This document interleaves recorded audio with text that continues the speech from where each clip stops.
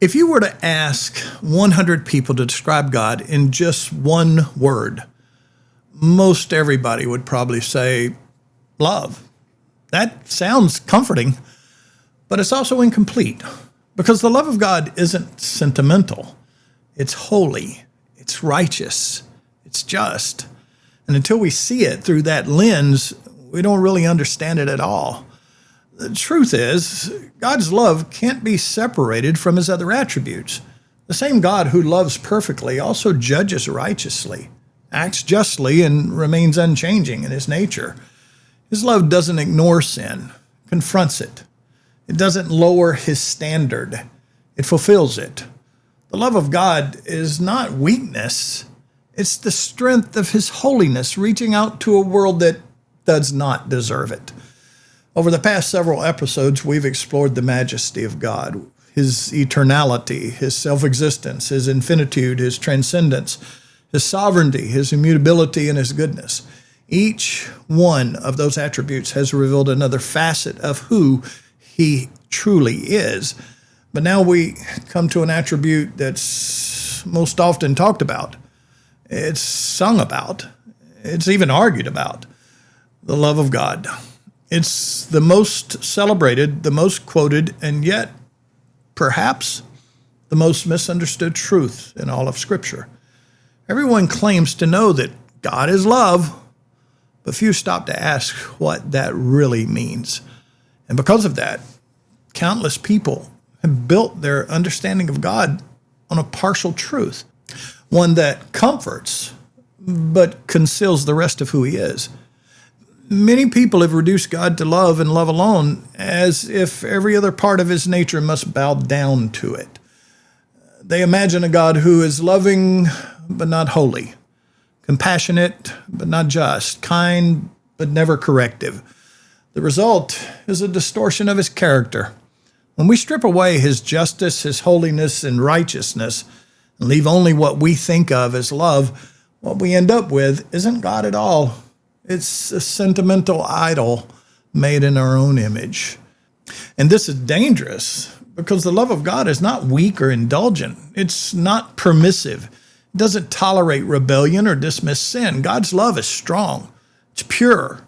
It's holy. It rescues, but it also refines. It accepts, but it also transforms. It comforts, but it also convicts. That's what makes this attribute so important to understand. When properly understood, the love of God doesn't compete with his holiness or contradict his justice. It fulfills and magnifies them. So today we're going to spend an entire episode on this one attribute, this one truth, because if you misunderstand God's love, you'll misunderstand God himself.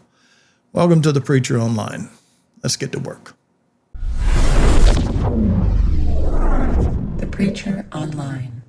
When the scripture says God is love, it isn't defining God. It's declaring something true about his nature. 1 John, the 4th chapter, verse 8, he who does not love does not know God, for God is love. And then in verse 16 of that same chapter, we read, and we have known and believed the love that God has for us. God is love. And he who abides in love abides in God and God in him. I want you to notice that the Bible does not say love is God. And that's an important distinction. The world often reverses that phrase and uses it to justify anything that feels good or looks compassionate. People say, hey, if it's loving, it must be godly. But Scripture says the opposite. If it's godly, it must be loving. God defines love. Love does not define God. The problem comes when people take this single statement, God is love, and build their entire theology on it. They ignore the rest of Scripture, which says that God is also holy, and God is also righteous, God is also just. So they create a false picture of a God that feels comforting, but has no moral strength.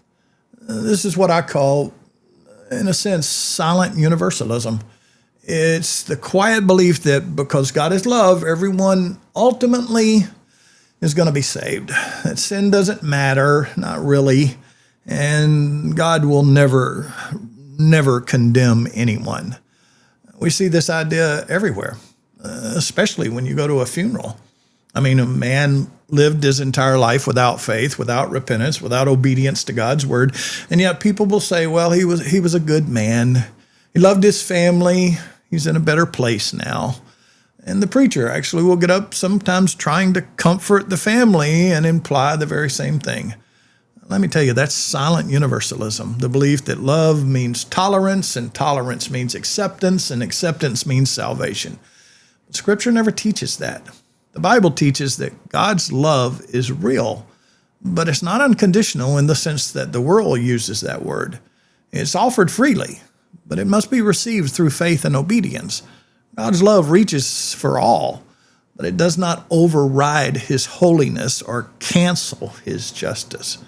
There's something else that we need to see. God's love is a part of who he is, but not all of who he is. John 3 and verse 16 says, "For God so loved the world that he gave his only begotten Son, that whoever believes in him should not perish, but have everlasting life." Now, that's the verse that everybody knows. But just 20 verses later, it says, "Whoever believes in the Son has eternal life. Whoever does not obey the Son shall not see life, but the wrath of God remains on him." The same chapter that proclaims God's love also warns of his wrath. The same cross that displays his mercy also satisfies his justice. The same God who saves the humble also condemns the proud. You cannot talk about love and leave out holiness. You cannot preach grace and ignore obedience. To do so is to misrepresent God. God's love does not erase judgment. It provides a way through it. It doesn't cancel righteousness. It fulfills it. That's why the cross is a perfect picture of divine love. The death of Christ wasn't a sign that God ignored sin. It was proof that he could never ignore it. Love paid the price that justice demanded. Grace absorbed the punishment that holiness required. There's a balance there. Many people miss that. When you say God is love without understanding that he is also holy, you reduce him to a permissive parent, one who pats us on the head and says, "It's okay. You tried your best." But the God of Scripture never trivializes sin. He loves us too much to leave us in it. His love corrects, it disciplines, and it transforms. Hebrews, the 12th chapter, in verse 6 says, "For whom the Lord loves, he chastens and scourges every son whom he receives." That's not cruelty. That's covenant love. The love that refuses to let you self-destruct. A love that intervenes. A love that says, "I will not let you stay where you are because I see what you can become." We also need to understand that God's love is beyond our reasoning. A.W. Tozer said, "Because God is self-existence, his love had no beginning. Because he is eternal, it can have no end. Because he is infinite, it has no limit. Because he is holy, it is the quintessence of all spotless purity. Because he is immense, his love is an incomprehensible, vast, bottomless, shoreless sea before which we kneel in joyful silence." That's what Paul was basically describing in Ephesians 3, verses 17 through 19. He actually prayed that Christ would dwell in your hearts through faith, that you, being rooted and grounded in love, may be able to comprehend with all the saints what is the width and the length and the depth and height, and to know the love of Christ, which passes knowledge, that you may be filled with all the fullness of God. Paul is saying that God's love is not something that we can fully understand. It's something we experience and grow into. You can't measure it. You can't earn it. And you can't outlive it. It's the kind of love that reaches lower than your sin, wider than your failure, and higher than your imagination. And yet that same love is not without boundaries. God's love is never indulgent.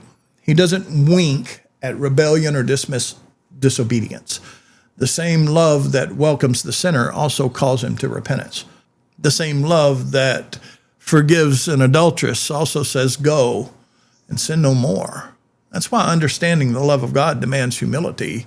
You can't stand before that kind of love and boast. You can only bow. We also need to see that God's love is most clearly seen at Calvary. If you want to see the love of God, look at the cross. John 15 and verse 13, Jesus said, "Greater love hath no man than this, that he lay down his life for his friends." Galatians, the 2nd chapter, in verse 20, Paul would chime in and say, "I have been crucified with Christ. It is no longer I who live, but Christ lives in me. And the life which I now live in the flesh, I live by faith in the Son of God, who loved me and gave himself for me." At Calvary, the full character of God was put on display. His holiness confronted sin. His justice demanded payment. His mercy provided a substitute, and his love made that substitute his one and only Son, the monogenes, the one and only Son of God. When Isaiah said in Isaiah 53, verse 10 and 11, "It pleased the Lord to bruise him," it doesn't mean that God enjoyed Christ's suffering. It means that the Father was satisfied by the Son's sacrifice. The demands of righteousness were met, and the door of grace was opened wide. The love of God is not sentimental. It's sacrificial. It doesn't sit back and sympathize. It steps forward and saves. It's love with nails, love that bleeds, love that endures rejection, shame, and even death. In Romans 5, verse 8 and verse 9, Paul would say, God demonstrates his own love toward us in that while we were still sinners, Christ died for us. Much more then, having now been justified by his blood, we shall be saved from wrath through him. That's the perfect balance. Love and justice, mercy and truth, grace and holiness, all meeting at one place, the cross. When we say God is love, we must say it the way the Bible says it, not as permission, but as power.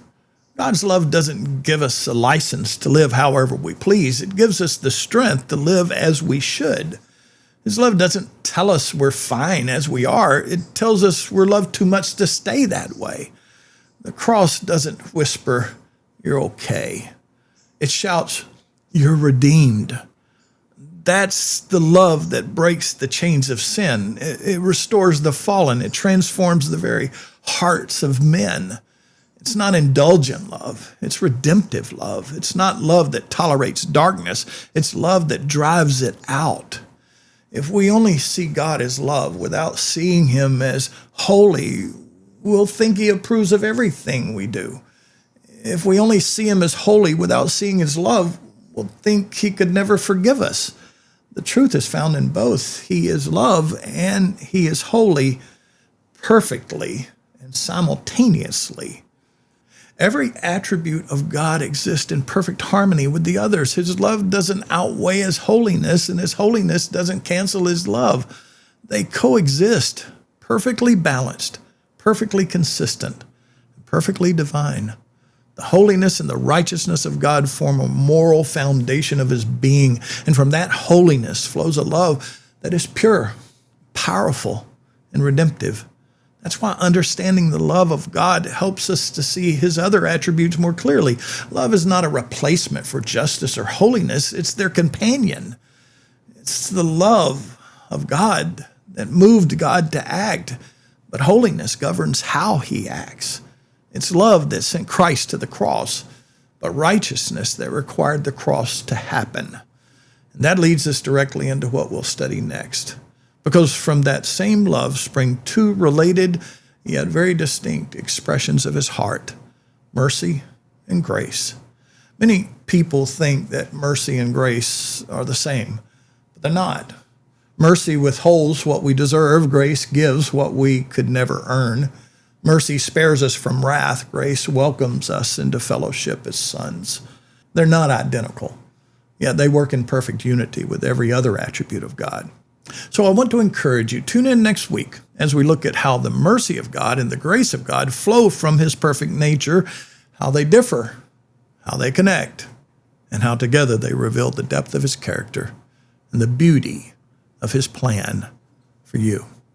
I want to thank you for watching all the way to the end. If this message has blessed you, challenged you, or made you think, go ahead and like, subscribe, and share with someone who needs to hear it.